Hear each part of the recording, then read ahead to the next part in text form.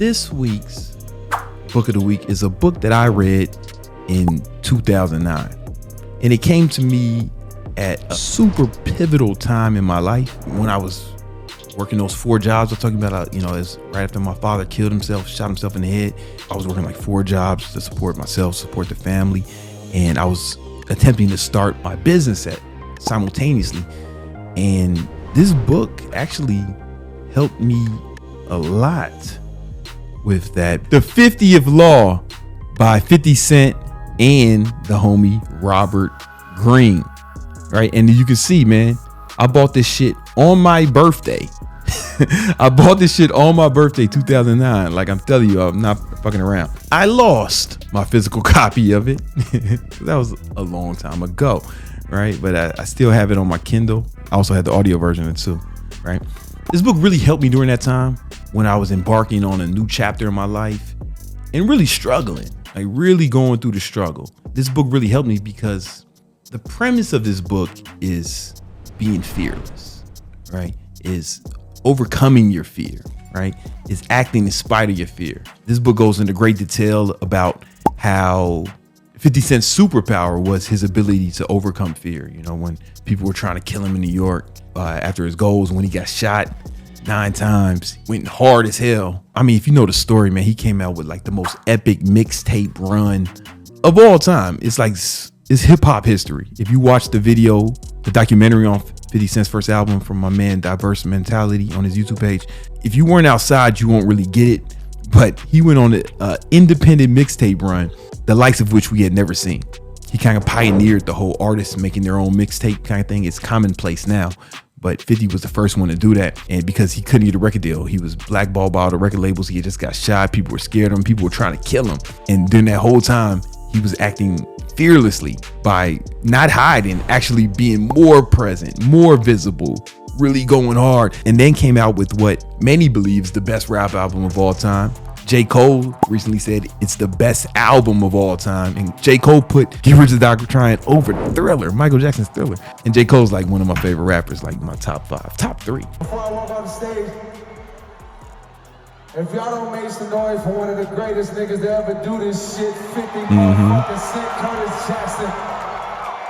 Get Rich or Die Trying, the best album of all time. That's right. What you talking about, nigga? And to hear him say that, kind of validated the way I feel about the album as well. But none of that would happen if he wasn't able to conquer his fear, if he wasn't able to face his fear and fight it. And the beauty of this is 50 wrote this book with my friend and one of my favorite authors, the Honorable Robert Greene. Doesn't he know I have interviews with Robert Greene on my page? Every time he comes with a new book, man, he blesses me with an advanced copy signed.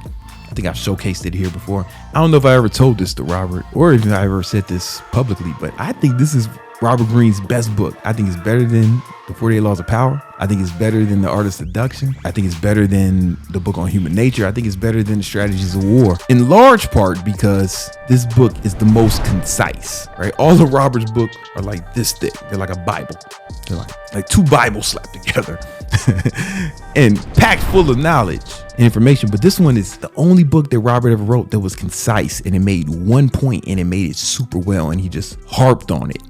So there's examples from 50's life, but then Robert would also go into history. You know how Robert writes. He goes and finds other examples of other people who had to exhibit bravery and be courageous in face of fear and how that worked to their advantage. And he gives tons of examples throughout history. And it's very concise, right? It's not a short book, but it's compared to all of Robert's other books, it's super short. And I think it's Robert's best work. I honestly believe it's Robert's best work. As you can see, I read this shit mid-financial crisis on my birthday, man. It's when I bought it. It just really helped me during that time. I'm gonna be honest with you. I read it, I listened to it, and it even looks like the Bible. It's funny, like the way I don't know how the book looks now, right? But the original copy, it looks like the Bible. And it's just a fantastic book. Anyone who struggles with fear, doubt, uncertainty, they know they should do something, but they find it difficult to muster up the courage or the bravery to pursue that goal. I highly recommend this book. I highly recommend this book. I think I put it on my top 50 books. Pretty sure it's on the list of my top 50 books of all time. I'll put that video around here somewhere, maybe in the description, if you want to check that out. Top 50 books of all time. Pretty confident that book's on there. And if not, then that was a huge error on my part. A miscarriage of justice. Unusual error.